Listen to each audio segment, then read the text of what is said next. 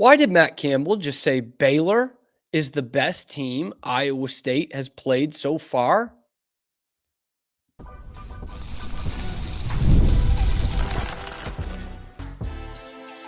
You are Locked On Baylor, your daily podcast on the Baylor Bears.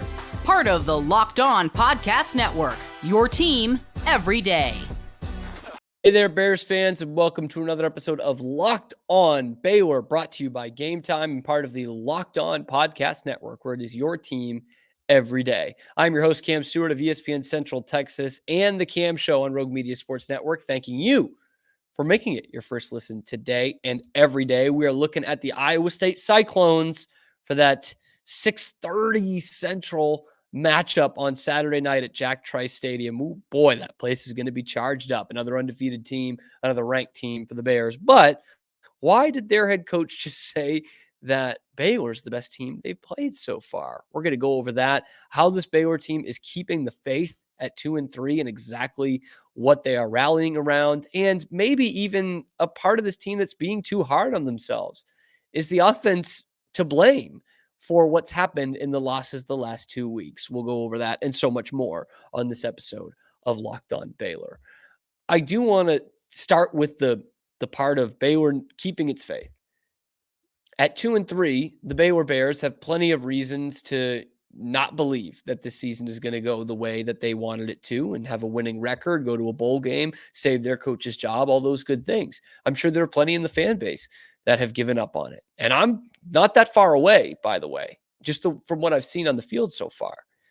It's tough to keep a lot of faith at 2-3 again. But that's what faith's all about. And I think we know a little something about faith with Baylor, if I might say so myself. Baylor, the university, more so than just the football program.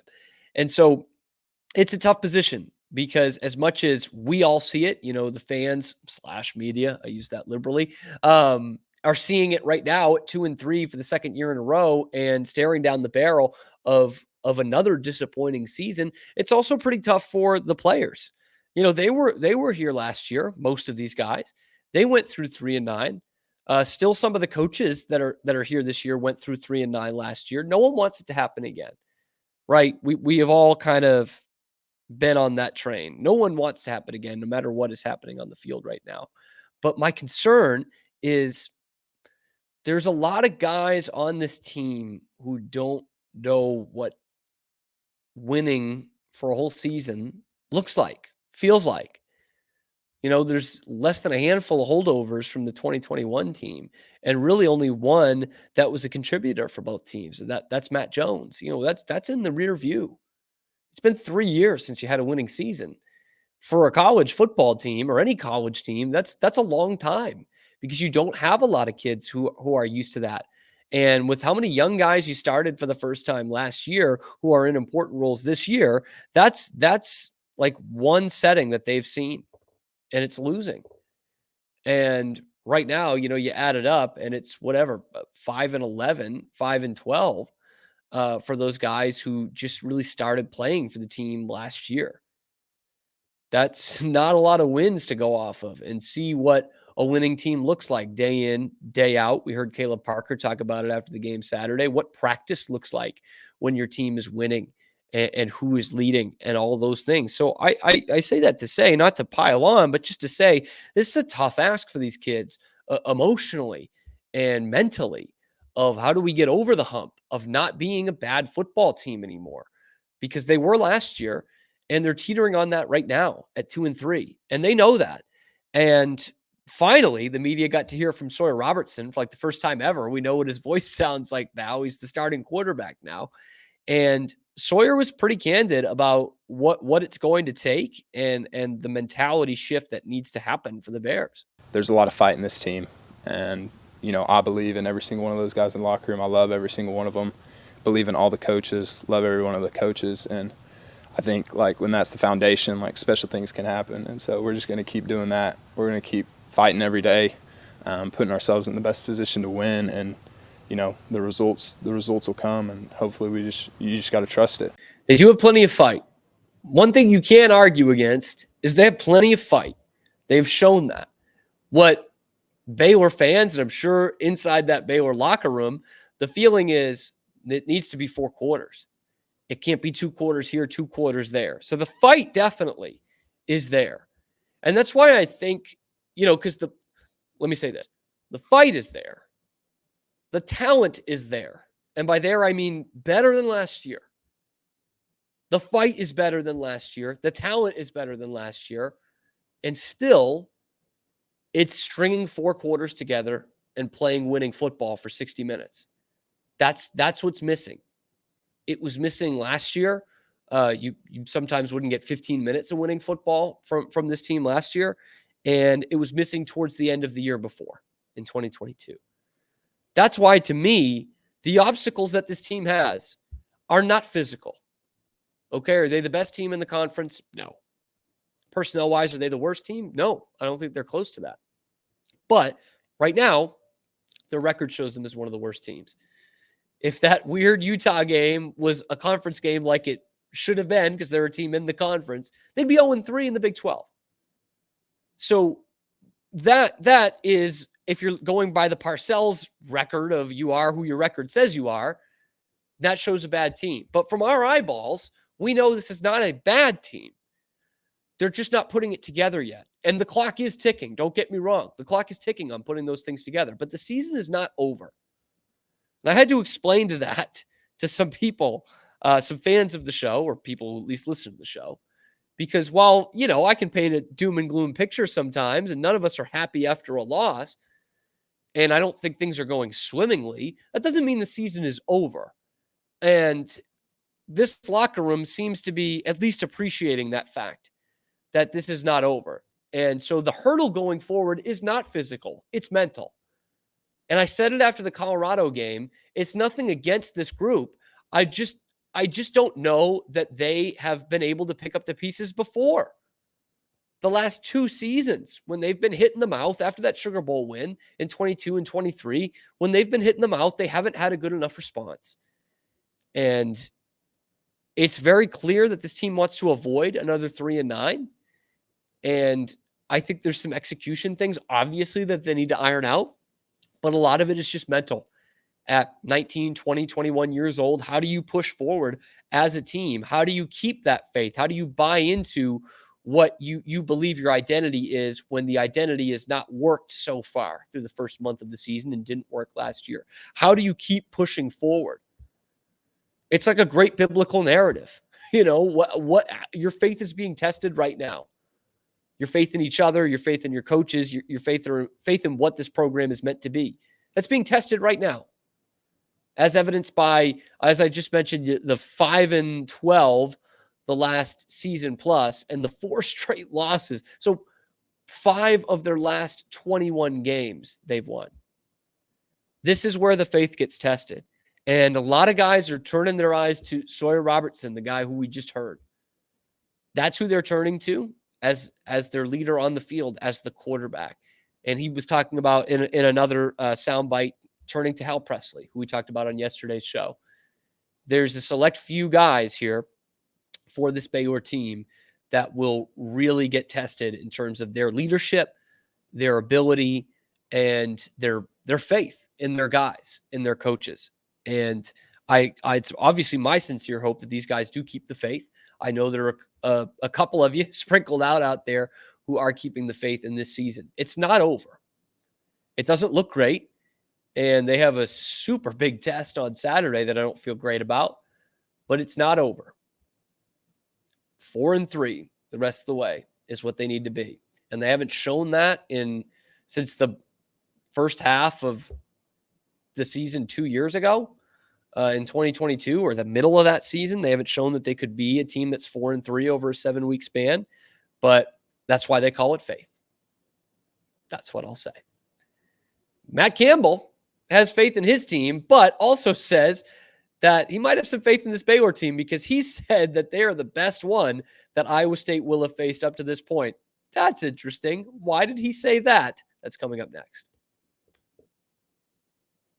But not till after I tell you about Gametime, the only place I go to buy tickets. In fact, I'm looking right now. Bruins up at the Stars next month. Cannot wait for it. And the only one I use is Gametime because it takes the hassle out of buying tickets. And I don't like hassle. All right, we get enough hassle in our lives. We don't need that when we're buying tickets for something that's going to be really fun, whether it's sports games, concerts, theater, comedy shows, anything like that. You can find at Gametime. And what I do is I toggle the all-in pricing tool so that the price I see at the beginning is the price I'm going to pay. No huge hidden fees like you're going to see on a bunch of other sites. Plus, I get a panoramic view from my seat before I hit the purchase button. And when I do have that purchase, it's backed by the lowest price guarantee, where Gametime is going to credit me 110% of the difference. And it's covered with the most flexible customer service policy in the ticketing industry. So take the guesswork out of buying tickets with Gametime. Download the Gametime app, create an account, use the code LOCKEDONCOLLEGE, LOCKEDON for $20 off your first purchase. Terms do apply. Again, create the account, redeem the code LOCKEDONCOLLEGE, COLLEGE, for $20 off. Download Gametime today because I asked, what time is it? Gametime. What is Matt Campbell saying about the Baylor Bears? Well, I'm sure he's not going to go up to the podium and say, yeah, this team stinks. Boy, they can't string 4 quarters together. This is going to be a cakewalk for our guys at home at nighttime, no problem. He's not going to say that. He's going to be complimentary, as most coaches are, of the other coach and the way their teams play and this, that, and the other. But sometimes they offer up a little something extra, a little something like a reverse bulletin board material. Maybe make you feel too good about yourself. Maybe send a message to your team not to be trapped by any opponent. And maybe that's what Matt Campbell was going for when he said this about the Baylor Bears. You look at their 5 games and, nobody in the Big 12 conference has played better in the second half. The numbers indicated what their scoring margin is in the second half of games. Their kids are playing really hard. They've had some new guys come into their program on both sides of the ball. And I think that's why you see this team, really starting to get into the flow here the last couple of weeks. And as the game goes, they just keep getting better and better. And so I think my respect goes out to Coach Aranda, knowing what kind of coach he is, championship level coach in this conference, a guy that knows what it takes to have elite success.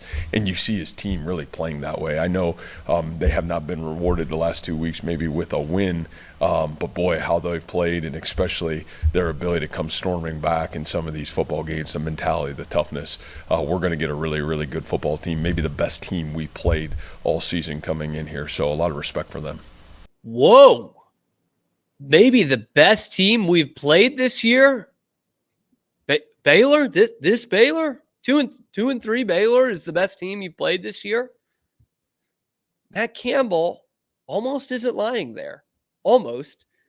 Now, personally, I think number 21 Iowa is a little bit better than Baylor, a game they had to play on the road, by the way. But, of course, Iowa State did win. They're 4-0 on the year. And you look at the rest of their schedule, and he's not that far off. North Dakota, more of a hockey school. Great hockey school. But you're thinking of North Dakota State. Trust me, that's not it. That's not it. Redheaded stepchild in terms of football, University of North Dakota. Playoff team in the FCS last year, but in the FCS. Arkansas State and Houston. Those are the teams they've played so far. So, yeah, outside of Iowa, the other game that made them 4-0, Baylor is probably the best team they've had on their schedule this year. I still don't think it's as good as Iowa, but that's why I'm not the head football coach. Now, he also did mention in there they're the best second half team in the Big 12. You hear that, America? The best second half team in the Big 12. And when they put it together for the first half, y'all are in a lot of trouble. A lot of trouble. And look, the numbers back that up. Zach Smith of the Waco Trib. Baylor has outscored its opponents 72-20 in the second half this season. This was once again a game on Saturday against BYU where the Bears allowed less than a touchdown in the second half. Only Colorado is the only team that has scored on them in the second half. More than 3 points, anyway, I should say, because BYU scored 3. BYU scored 3 in the second half. Colorado is the only team to score a touchdown on Baylor in the second half this whole year. So there is something to that. But of course, those of us who watch the games know if they had put 3 quarters together, maybe not even 4 yet, they probably would have won the game. Either one of these 2 games, Colorado and BYU. Very winnable games. Now, for Iowa State, they've got the best defense in the conference. They are suffocating. We're going to talk more about that throughout the week. They also get a big time boost in making sure that Jalen Knoll is healthy. He had a bit of an injury scare. He is a full go, according to Matt Campbell. That is a guy who is a big time playmaker. I mean, we're talking about an experienced guy in his fourth year as a real starter for the team. He's already caught 19 balls this year, over 350 yards. He had over 800 yards last year, 7 touchdowns. He goes for almost 20 yards a catch here in 2024. That's a big time player that they need back, or fully healthy, I should say, because he's played the whole time, but fully healthy. And they've got that. They've got him. And I'm wondering how Baylor covers top-notch receivers. They've really played one top-notch outside receiver this year, and that was Travis Hunter. And they did an okay job on him. I know there were some big plays mixed in there, and they probably gave too much attention towards him at the end of regulation, but they've done a good job on him, or did a good job on him for all told. But Jalen Knoll is their next test, and he's a guy who cut up Baylor last year. 8 catches, 76 yards, almost 10 yards a carry. Like, he was one they really had trouble covering. And the year before, he had an even bigger game, if you'll remember. That was a game Baylor won in Ames in 2022, and Knoll went for 7 catches and $120 and 17 yards per completion in that game. Like, he is like really cut up Baylor a few times in his career. And so to have him at full strength, that's a big step for Iowa State against what is apparently the best team they've played so far this year. But once again, you hear the respect that these opposing coaches have for Dave Aranda. And I know a bunch of them are feeling for him because coaching is an imperfect science. There are plenty of guys out there, plenty, who are not the X's and O's guys that Dave Aranda is, that are more successful than Dave Aranda as a head football coach. In fact, one that comes to mind actually is the guy over at Tech, Joey McGuire, who a lot of players wanted to be the next head coach at Baylor when Matt Rule left. And certainly he's got all kinds of respect from those of us here in Waco, myself very much included in that. But what is Joey McGuire as an X's and O's coach? I don't know. I don't know the identity of a Joey McGuire team, but they play hard. They're really motivated, and Joey McGuire's teams win. Okay, they won at Cedar Hill. They won as soon as he got on board, really, with Baylor and got his expertise in there, and they're winning right now at Tech. It didn't look like Tech was a winning team, but they're a winning ball club. They absolutely are. By the way, that's your next opponent after Iowa State, 2 weeks after the Iowa State game. You've got Texas Tech.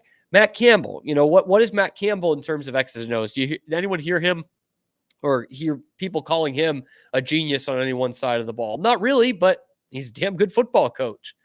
And he's had the best stretch Iowa State football's had in a long time, maybe ever, these last few years. And so you definitely hear a lot of respect from the opposing coaches. Matt Campbell, of course, echoing that as well.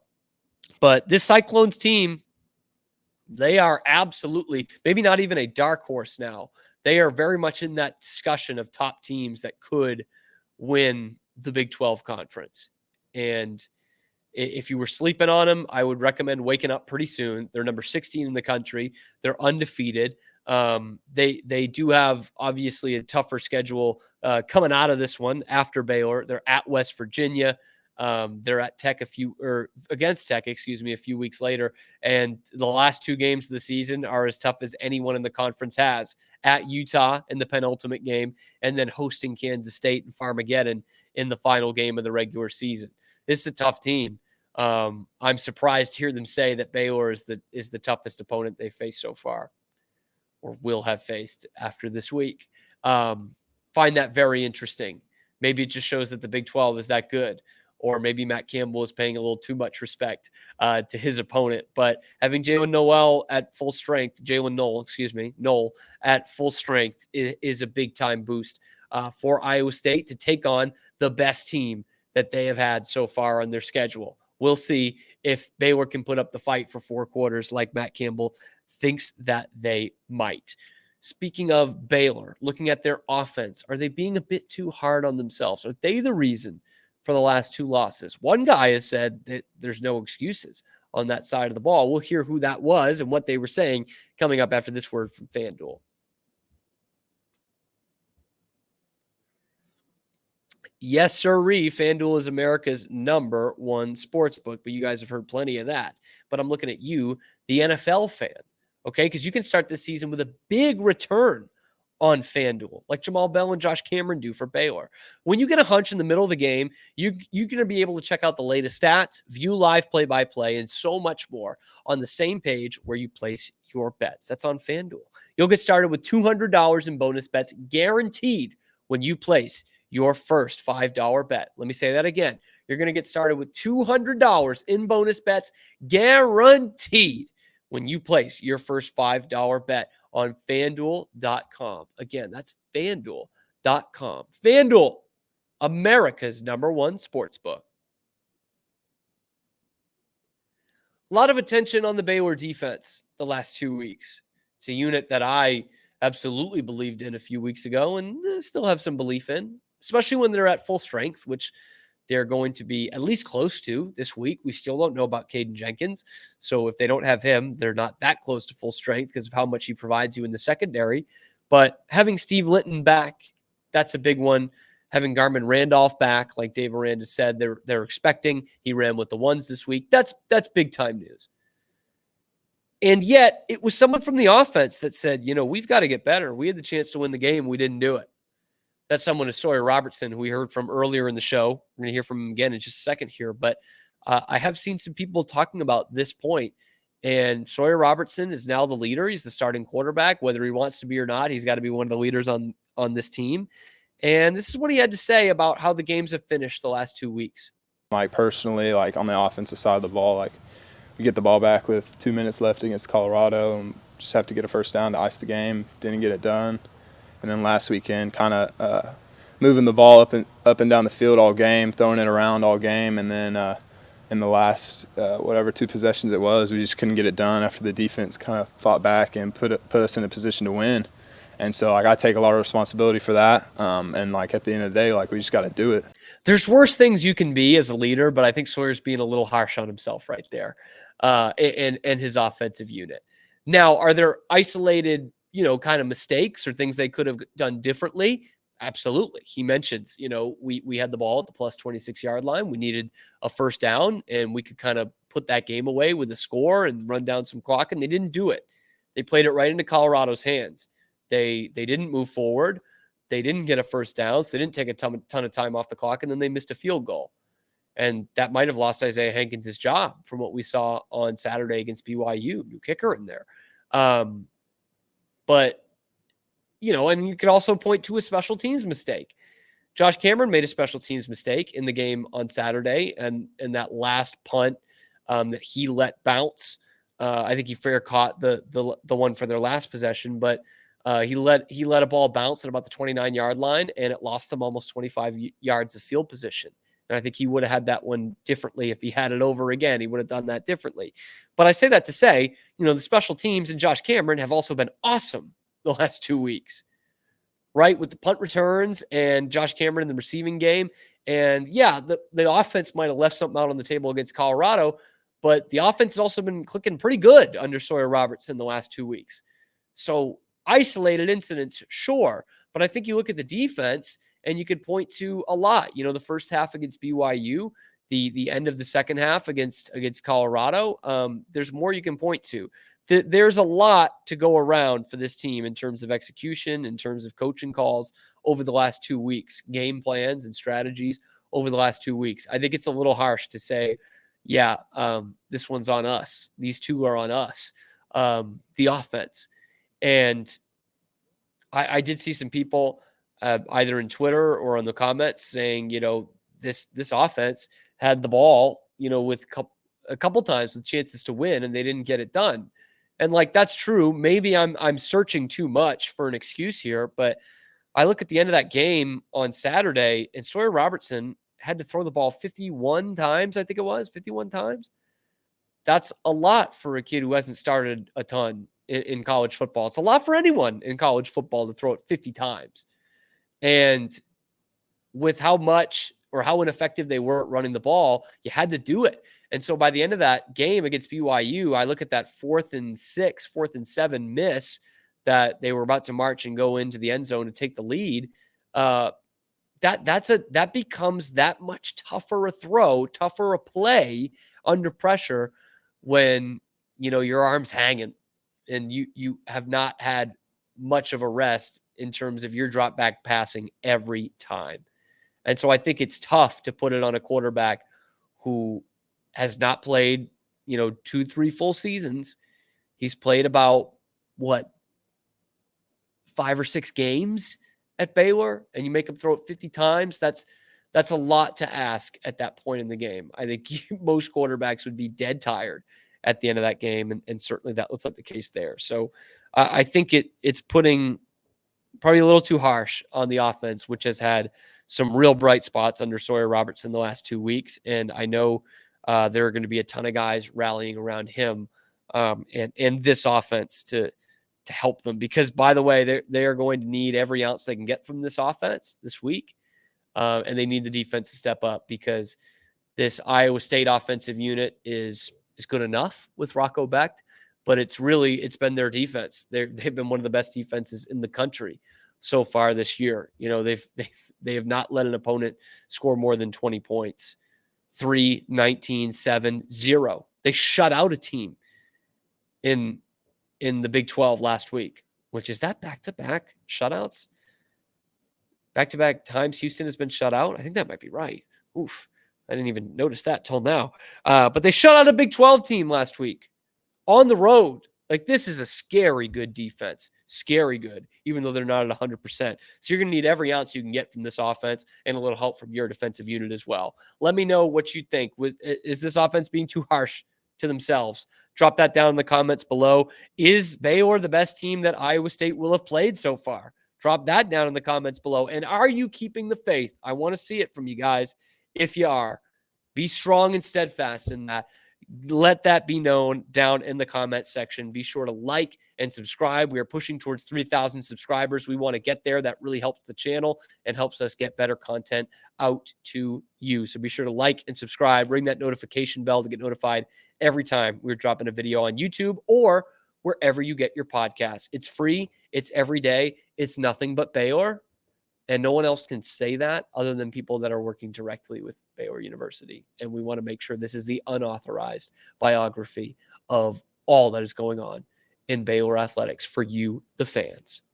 Thank you so much for making it your first listen today and every day. We will see you tomorrow on your favorite show, Locked on Baylor.